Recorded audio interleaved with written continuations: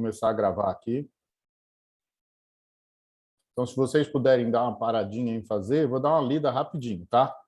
Vou dividir aqui com vocês.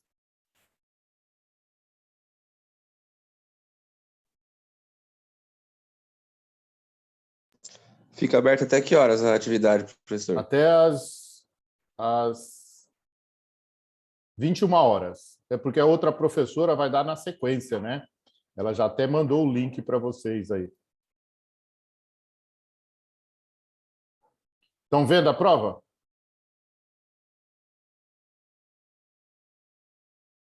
Igor, está vendo a prova aí, Igor? Sim, sim, professor. Beleza, então eu vou começar a leitura aqui, tá? Prestem atenção, se tiverem dúvida, vocês perguntam. Então, é só você clicar na semana 6, abrir a semana 6 e clicar na TD1, que já vai abrir para vocês. Já tem 7 alunos fazendo, tá?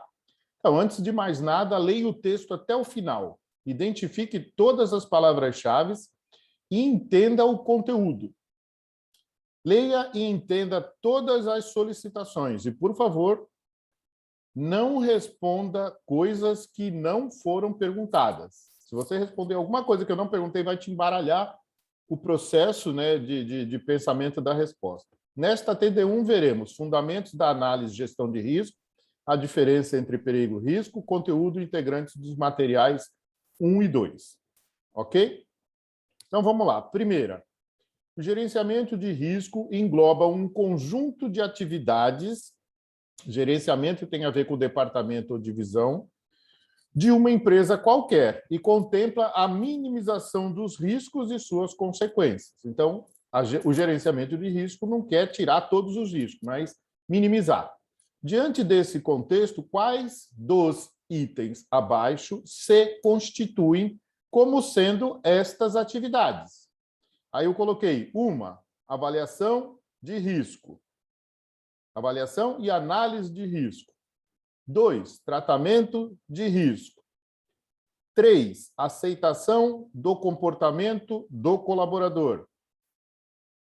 Deixa eu ler o entre parênteses aqui também. No 1, avaliação e análise de risco, identificação e análise. Tratamento do risco, eliminação, mitigação ou transferência. Aceitação do comportamento do colaborador, modo de reação a um estímulo. E no 4, comunicação, divulgação e abrangência do risco, informações a partes interessadas e monitoramento do risco. Tudo isso está no 4. A respeito dessas asserções, assinale a única correta. Somente a 1 está errada? Somente a 2 está errada? Somente a 3 está errada? Somente a 4 está errada? Então, ou a 1, ou a 2, ou a 3, ou a 4 está errada. Lembrando que, turma, quando você abrir a prova, pode ser que essa primeira questão minha não seja a primeira de vocês, ok? A abertura das questões é aleatória. E pode ser que esse 1 aqui, ou 2, ou 3, estejam em posições diferentes também, porque as respostas vêm na forma aleatória. Então, por exemplo, se for a 1 correta, não importa se ela aparecer na A, na B, na C ou na D, vai ser sempre a 1 a correta, ok? É assim que vai aparecer para vocês. Número 2. O conceito de risco está relacionado com a incerteza e a variabilidade, enquanto a sua gestão envolve tudo que uma organização faz ou fornece com relação ao risco, tá? Diante deste contexto e em uma visão abrangente, quais dos itens abaixo podemos considerar como riscos para as organizações humanas? Então, eu tenho o número 1, especulativos, que dependem de decisões gerenciais, de mercado, financeiros e de produção.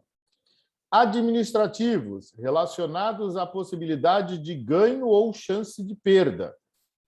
Políticos, vinculados à lei, decretos e portarias. De desvios, atos inseguros, incidentes, quase acidentes e acidentes. E de inovação, relacionados às novas tecnologias, novos produtos, etc. A respeito das asserções, assinale a única correta. Todas estão corretas? 1, 2, 3, 4 e 5? Somente a 1, 2 e 3 estão corretas? Somente a 3, a 4 e a 5 estão corretas? Ou todas estão erradas? Número 3.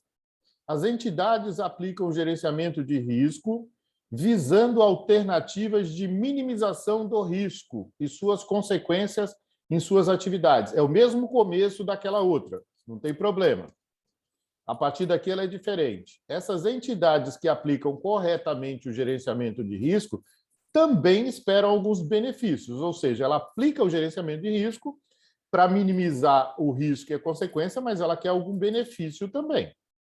Diante deste contexto, quais dos itens abaixo representam alguns desses benefícios? Número 1, valores adequados dos seguros. Número 2, bens e vidas humanas preservadas.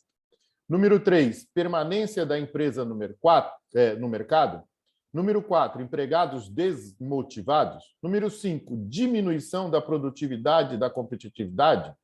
A respeito das asserções, assinale a única correta. Somente as asserções 1 e 2 estão incorretas. Somente a 2 e 3 estão incorretas. Somente a 3 e a 4 estão incorretas.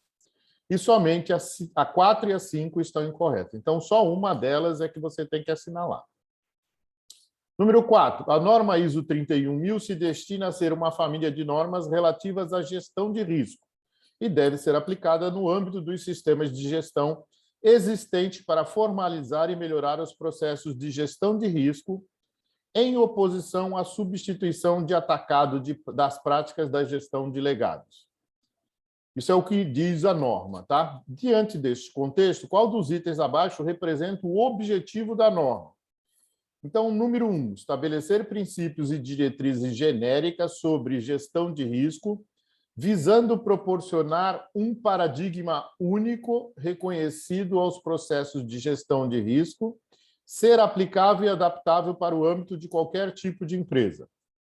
Número 2, vejam que tem diferença entre cada um dos parágrafos, tá?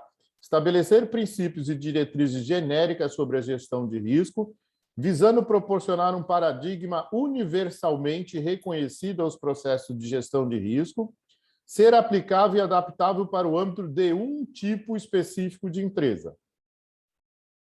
Número 3, estabelecer princípios e diretrizes genéricas sobre a gestão de risco, visando proporcionar um paradigma universalmente reconhecido aos processos de gestão de risco, ser aplicável e adaptável para o âmbito de qualquer tipo de empresa. E aí você vai ter que escolher uma única correta.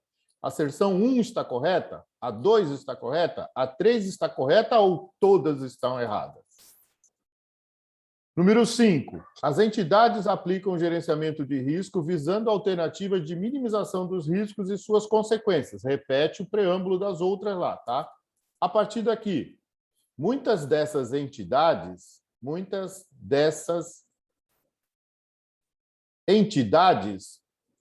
opa, desculpa.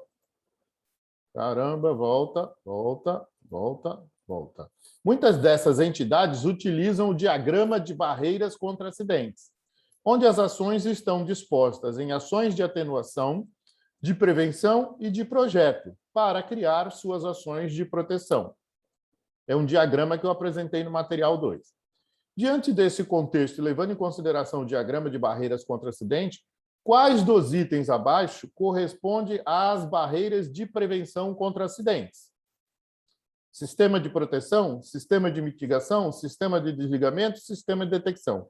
1, 2, 3, 4, 5. A respeito dessas asserções, assinale a única opção correta. Somente a 1 está errada? Somente a 2 está errada? Somente a 3 está errada ou todas estão corretas? Número 6. O risco de qualquer entidade deve ser calculado pela multiplicação da vulnerabilidade pela sua importância.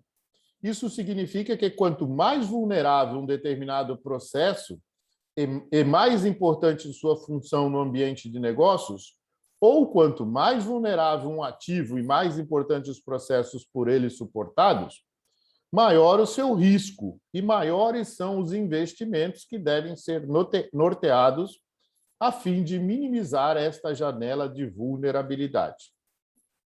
Isso significa dizer que temos 3 classificações importantes da análise de risco. Diante desse contexto, qual dos itens abaixo corresponde a essa classificação? Número 1, probabilidade da ocorrência sob a ótica das ameaças. Número 2, grau de exposição sob a ótica dos ativos e vulnerabilidade. Número 3, probabilidade de impacto sobre a ótica dos prejuízos. Assinale a única opção correta. Somente a 1 está errada? Somente a 2 está errada? Somente a 3 está errada? Ou todas estão corretas? E por último, olha, da 1 a 6, cada um vale 1 ponto lá no Moodle, mas significa 60% da prova, ok? A prova vale 2,5, cada ponto desse vai valer 10% da prova. Já vai valer 0,25, ok? E a questão número 7 vai valer 40% da prova, ou seja, vai valer 1 ponto. As 6 questões vai valer 1,5 e essa prova vai valer... E a questão número 7 vai valer 1 ponto. Quando diz lá 1 ponto, é 10%, tá? Quando diz 40, é 40%. É porque não tem como ajeitar esse número dentro do sistema, tá? Então, olha a número 7. Essa é a dissertativa, tá? Você foi convidado para ser o gerente de um novo terminal de movimentação de containers, executando as atividades de recebimento, armazenamento temporário e carga do navio. Então, você recebe esse container, armazena temporariamente esse container e faz a carga do navio com esse container. Ao analisar os relatórios, você, como gerente, observa que diversos acidentes estão impactando o resultado econômico da empresa. Um dos acidentes levou a óbito um dos supervisores de campo, que teve como causa imediata o esmagamento por container, ou seja, um container caiu em cima do supervisor. De acordo com o que foi ministrado em sala de aula e com a matriz de classificação de risco, vocês podem pegar a matriz no material, tá? Pode olhar, não tem problema nenhum. Está aqui na prova, está lá também na prova, mas vocês podem consultar, não tem problema, que é com consulta a prova, né? Identifique e justifique o critério para o grau de risco. Então, em função da frequência, ou seja, muito improvável, improvável, ocasional, provável e frequente, e em função da severidade, desprezível, marginal, crítica e catastrófica, vamos, por exemplo, dizer que vocês escolheram o E1. Vai dar um grau de risco número 3. Grau de risco número 3 é moderado. O que eu quero que vocês façam aqui? Identifique, em função da frequência e da severidade, o grau de risco. E justifique, descreva por que você escolheu o E e o 1. Tá? Eu quero que você descreva por que você escolheu o E e o 1, em função do que está escrito aqui, ó, tá, turma? Em função do que está escrito aqui no enunciado da questão. E aqui estão os critérios de frequência e aqui os critérios de severidade. Então, eu quero que você escolha, por exemplo, frequência E, severidade 1, grau de risco 3, moderado. E aí você vai escrever para mim por que você escolheu cada um deles. É isso que eu quero que vocês respondam. Vou fechar o share aqui com vocês e perguntar, alguma dúvida?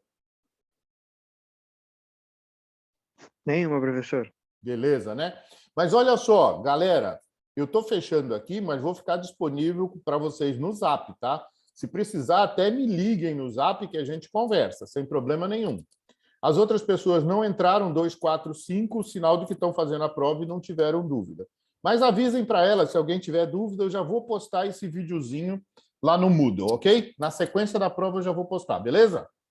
Boa prova para vocês. Qualquer dúvida, me chamem no Zap.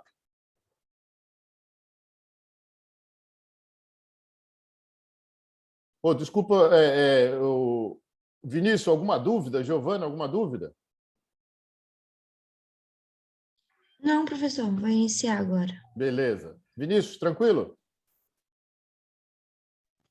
Tranquilo, professor. Beleza, boa prova para vocês.